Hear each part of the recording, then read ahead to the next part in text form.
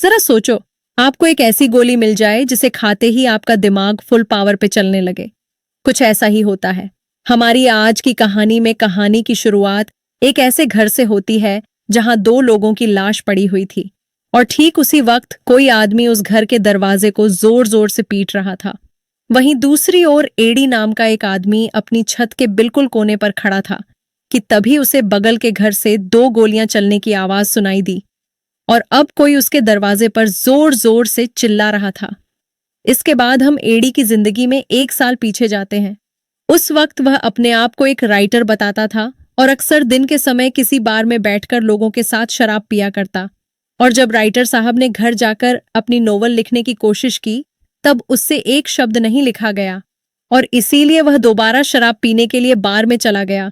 हार मानने के बाद जब एडी वापस घर जा रहा था तो उसकी मुलाकात अपनी पिछली पत्नी मेलिसा के भाई वेरनाम से हुई और थोड़ी देर तक आपस में बात करने के बाद वेनम ने एडी को साथ शराब पीने के लिए तैयार कर लिया। जहां बातचीत के दौरान नॉम ने एडी को बताया कि वह उसकी नोवेल लिखने में मदद कर सकता है, जिसके बाद उसने एडी को एक बहुत ही महंगा ड्रग दिखाया जिसकी मदद से कोई भी इंसान अपने दिमाग का पूरा इस्तेमाल कर सकता है।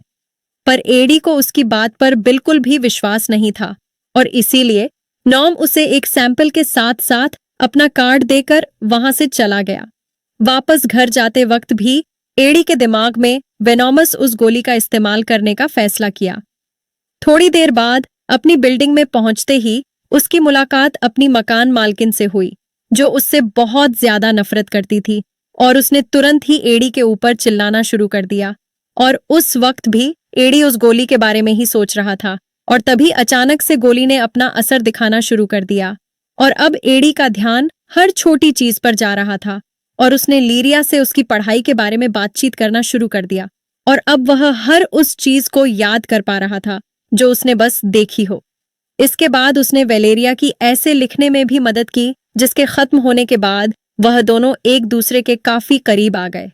अब अपने कमरे में वापस आने के बाद उसे एहसास हुआ कि उसका घर बहुत ज्यादा गंदा था और वह तुरंत ही साफ सफाई में लग गया। उस गोली ने उसके दिमाग की शक्तियों को पूरी तरह से खोल दिया था और अब वह जानता था कि उसे क्या करना चाहिए। इसीलिए वह तुरंत ही अपनी नोवेल लिखने के लिए बैठ गया।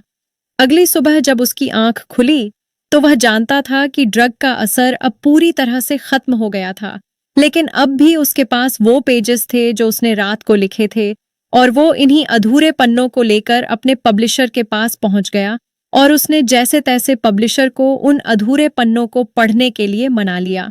और जब वह घर आया तो उसके पास पब्लिशर के पहले ही 3 मैसेज आए हुए थे जिनमें वो उसकी तारीफों के पुल बांध रहा था कि क्या लिखते हो तुम। ये सुनकर एडी बहुत खुश हुआ, पर पब्लिशर से बात करने से पहले उसने वेनोमस जाने का फैसला किया। वेनोमस से जानता था कि एडी वहां पर क्यों आया था, पर उसे ड्रग देने से पहले उसने एडी को अपने कुछ छोटे मोटे काम निपटाने को कहा। पर जब वह बताए हुए काम खत्म करके वापस आया तो उसने देखा कि वेनम के घर का दरवाजा खुला हुआ था और वेनोमस फे के ऊपर आराम से बैठा था। और जब उसने पास जाकर देखा तो उसे पता चला कि सोफे के ऊपर वेनोमस पड़ी थी। एडी बहुत ज्यादा डर गया और उसने तुरंत ही पुलिस को इसके बारे में बता दिया, पर तभी उसे एहसास हुआ कि नोम का खून उन्हीं ड्रग्स के लिए हुआ होगा और उसने तुरंत ही पूरे घर में उन्हें ढूंढना शुरू कर दिया। और थोड़ा ढूंढने के बाद उसे उन गोलियों के साथ साथ एक काली डायरी और कुछ पैसे भी मिले और तभी पुलिस भी वहां पहुंच गई, जिन्होंने एडी को शक की नजर से देखते हुए उससे ही पूछताछ करना शुरू कर दिया। इधर डिटेक्टिव को एडी की किसी भी बात पर भरोसा नहीं हो रहा था। पूछताछ के बाद जब एडी बाहर निकला तो उसे एहसास हुआ कि कोई उसका पीछा कर रहा है। वापस घर आने के बाद उसने दोबारा से उस गोली का इस्तेमाल किया और उसकी मदद से उसने अपनी जिंदगी को सुधारना शुरू कर दिया। सबसे पहले उसने एक हेयर कट करवाया, 3 दिनों में पियानो बजाना सीख लिया और कई सारी भाषाएं भी जिनका इस्तेमाल वो लड़कियों को इम्प्रेस करने के लिए करता था। साथ ही उसने अपनी नोवेल भी खत्म करके अपने पब्लिशर तक पहुंचा दी थी। अब वह अपने दिमाग की मदद से बड़ी बड़ी पोकर की बाजियां भी जीत जाता था। साथ ही उसका बात करने का तौर तरीका भी गजब का हो गया था, जिसके चलते कई बड़े लोग उसके दोस्त बन गए। जिनमें से एक ने तो उसे नौकरी का ऑफर भी दिया था, पर उस गोली की वजह से एडी के शरीर में बहुत ज्यादा जान रहती थी और अब वो इसका इस्तेमाल लिखने के अलावा किसी और चीज में भी करना चाहता था। एक दिन जब वह गोली लेकर ट्रेडिंग नंबर्स को देख रहा था, तो उसे एहसास हुआ कि जो वह करना चाहता है उसके लिए उसे और ज्यादा पैसों की जरूरत थी। और इसी सिलसिले में वो लोन शार्क से मिला और उसने बड़ी ही आसानी से उसे 1.5 लाख देने के लिए मना लिया। और पैसों की अदला बदली के लिए वो एक पार्क में मिले, जहां उस आदमी ने चेतावनी देते हुए एडी को पैसे पकड़ा दिए। इसके बाद उसने फाइनेंस में एक नौकरी करना शुरू कर दिया, जहां अपने तेज दिमाग से वो सिर्फ ट्रेडिंग नंबर्स को देखता और पैसों को 2 गुना करने का तरीका ढूंढता। जिनमें से एक बड़े आदमी ने उसे मीटिंग के लिए बुलाया और अपनी एक डेट के दौरान उसने लिंडी को भी इसके बारे में बताया। और जब एडी ने इटालियन भाषा में खाने का ऑर्डर दिया, तो लिंडी उसके इस बर्ताव से काफी ज्यादा इम्प्रेस हुई, जिसके बाद उन दोनों ने फिर से मिलना शुरू कर दिया। समय के साथ एडी और ज्यादा मशहूर होने लगा, लेकिन उसे हमेशा यह शक रहता था कि कोई ना कोई उसका पीछा कर रहा है। और एक रात जब वह लिंडी के साथ कमरे में था, तो उसे अचानक से काफी अजीब लगने लग गया। अगले दिन एडी अपने बॉस के साथ काल नाम के एक बहुत बड़े बिजनेसमैन से मिलने के लिए गया, जहां उसने काल को अपनी काबिलियत के बारे में बताकर इम्प्रेस करने की कोशिश की। और वापस घर जाते वक्त गाड़ी में काल ने एडी को कुछ फाइल्स देकर उन पर उसका सुझाव मांगा। और गाड़ी रुकने पर एडी ने कुछ ऐसे सुझाव दिए कि काल ने खुश होकर उससे दोबारा मिलने का फैसला किया। पर एडी के अंदर अभी भी बहुत ज्यादा जोश था और इसीलिए उसने घर जाने की बजाय थोड़ी देर बाहर ही समय बिताने का फैसला किया। पर तभी उसे दोबारा से अजीब सा लगने लगा, जिसके चलते उसने भागना शुरू कर दिया। और भागते भागते वो एक बार में पहुंच गया, जहां शराब पीने के बाद वह एक लड़की के साथ था और थोड़ी ही देर बाद एक होटल में किसी और लड़की के साथ। और इस दौरान उसे ऐसा लग रहा था कि शायद कोई उसका पीछा कर रहा है, और इसी चक्कर में उसकी कुछ लोगों से हाथापाई भी हो गई, जिस दौरान उसे एहसास हुआ कि उसने टीवी देखते देखते ही लड़ना सीख लिया था। एडी ऐसे ही भागते भागते एक छत पर पहुंच गया, जहां पहुंचकर उसे एहसास हुआ कि उसे अपने पिछले 18 घंटों का कुछ भी याद नहीं था। और अगली सुबह जब उसकी आंख खुली, तो वह बहुत ही बेकार महसूस कर रहा था। और इसीलिए उसने सोचा कि आज का दिन मैं बिना गोली के बताऊंगा। लेकिन फिर जब उसने कार्ल्स की दी हुई फाइल्स को देखना शुरू किया, तो उसे कुछ भी समझ नहीं आ रहा था। और फिर वह उससे मिलने के लिए भी बिना गोली लिए चला गया। और इधर जब कार्ल उससे सवाल पूछ रहा था, तो एडी का ध्यान सिर्फ टीवी पर चल रही न्यूज पर ही था, जहां होटल में हुए एक औरत के कत्ल के बारे में बताया जा रहा था, जिसे देखते ही एडी मीटिंग बीच में ही छोड़कर चला गया। घर पहुंचकर एडी को मेलिसा का फोन आया, जिसने उसे उसी शाम मिलने के लिए बुलाया। और तभी एडी को वेर्नोकुलर पर फोन करना शुरू कर दिया।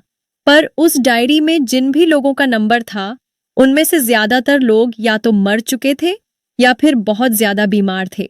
पर जब उसने आखिरी नंबर को मिलाया, तो वह उसी आदमी का निकला जो उसका पीछा कर रहा था, और उस वक्त ठीक उसके साथ वाले टेबल पर ही बैठा हुआ था। यह देखते ही एडी वहां से भाग गया और उस आदमी ने भी उसका पीछा करना शुरू कर दिया। लेकिन फिर ऐन वक्त पर एक टैक्सी में घुसकर एडी वहां से निकल गया। इसके बाद वो मेलिसा से मिला, जिसने उसे बताया कि वो भी उस ड्रग का इस्तेमाल कर रही थी और उसे छोड़ने के बाद उसने बहुत ही मुश्किल से अपनी जान बचाई है। वो जानती थी कि एडी भी उस गोली का इस्तेमाल कर रहा है और इसीलिए उसने एडी को सावधान रहने के लिए कहा। घर जाते वक्त एडी की हालत और ज्यादा बिगड़ रही थी और उधर लोन शार्क पहले से ही उसका इंतजार कर रहा था। जब एडी बैंक से पैसे निकालने के लिए अंदर गया, तो उस आदमी ने ड्रग की आखिरी गोली को इंजेक्शन की मदद से ले लिया। और एडी के वापस आने पर उस आदमी का कहना था कि उसे अपने अंदर कोई खास बदलाव दिखाई नहीं दे रहा। लोन शक को उसके पैसे देने के बाद एडी लिंडी के ऑफिस गया, जहां वह अचानक से नीचे गिर पड़ा और उसने लिंडी को तुरंत ही सच्चाई बताते हुए उसके घर जाकर ड्रग्स लाने को कहा। एडी की बात सुनकर लिंडी को वह गोली मिल तो गई थी, पर वापस ऑफिस आते वक्त एक आदमी उसका पीछा कर रहा था और जब उसकी कैब जाम में फंस गई, तो वह आदमी तेजी से उसकी ओर बढ़ने लगा। एडी ने तुरंत ही उसे वहां से भागने को कहा, जिसके बाद उस आदमी ने भी उसका पीछा करना शुरू कर दिया। लिंडी ने एक पार्क में पहुंचकर 2 लोगों से मदद मांगी, पर उस आदमी ने दोनों को चाकू मार के वहीं खत्म कर दिया। यह देखकर लिंडी ने एक बार फिर से भागना शुरू कर दिया और एक सुरक्षित जगह पर पहुंचकर उसने दोबारा एडी को फोन किया, जिसने उसे एक ड्रग की गोली खाने को कहा और उस गोली को खाते ही उसे असर दिखाई देना शुरू हो गया। लिंडी ने तुरंत ही वहां से भागना शुरू कर दिया और अब वह अच्छे से जानती थी कि आखिर उसे करना क्या है। थोड़ी देर बाद लिंडी ने वापस एडी के पास पहुंचकर उसे वह गोली दे दी। अब एडी के पास वह दवाइयां खत्म होती जा रही थीं और इसीलिए वह एक केमिस्ट से जाकर मिला, जिसे उसने 6 महीने के अंदर अंदर उस गोली की कॉपी बनाने के लिए $2 मिलियन देने का वादा किया। एक दिन जब एडी खाना खा रहा था तो एक पुलिस वाला उससे मिलने के लिए आया, जिसने उसे बताया कि उन्हें शक है कि एडी उसी होटल से भागा था जहां उस औरत का कत्ल हुआ था। यह बात सुनते ही एडी ने सबसे अच्छे वकील को अपना केस लड़ने के लिए रख लिया। कुछ समय बाद जब वह काल के साथ एक बहुत बड़ी मीटिंग में था तो उसने देखा कि सामने वाली पार्टी का एक आदमी एंटवुड काफी ज्यादा बीमार था और इसीलिए उन्होंने अगले दिन कॉन्ट्रैक्ट एक्ट साइन करने का फैसला किया। मीटिंग के बाद जब एडी अपने घर पहुंचा तो वह पूरी तरह से बिखरा हुआ था, इसीलिए उसने एक बड़ा घर खरीद लिया, जो हमने कहानी की शुरुआत में देखा था। उसी शाम एडी की मुलाकात एक बार फिर से लोन शार्क से हुई, जो पूरी तरह से बदल चुका था, और उसने एडी को अपने लिए और ड्रग्स लाने को कहा, वरना पुलिस केस वाली बात काल को बता देगा। अगले दिन एंटवुड कॉन्ट्रैक्ट साइन करने के लिए आने ही वाला था और इसीलिए एडी और कार्ल बेसब्री से उसका इंतजार कर रहे थे। पर तभी उसकी बीवी ने आकर उन्हें बताया कि तबीयत ज्यादा बिगड़ने की वजह से वह कुछ दिन बाद ही उनसे मिल पाएगा। और जब वो दोनों उसकी बीवी को गाड़ी तक छोड़ने के लिए गए तो एडी ने देखा कि जो आदमी उसका पीछा कर रहा था वो आदमी एंटवुड के लिए ही काम करता था, और वो यह देखते ही समझ गया कि एंटवुड की तबीयत असल में इसलिए खराब थी क्योंकि उसे गोली नहीं मिल रही। वो तुरंत ही वहां से निकलकर घर चला गया। पर तभी अचानक उसके घर की घंटी बजी और उसने देखा कि लोन शार्क कुछ आदमियों के साथ बाहर उसका इंतजार कर रहा था। एडी अपनी छत के कोने पर जाकर खड़ा हो गया, पर तभी उसे याद आया कि उसने आखिरी गोली कहाँ रखी थी। पर जैसे ही उसने वो गोली निकाली, उसी वक्त लोन शार्क अपने आदमियों के साथ उसके घर के अंदर घुस आया और उसे हड़बड़ी में वो गोली नीचे गिर गई।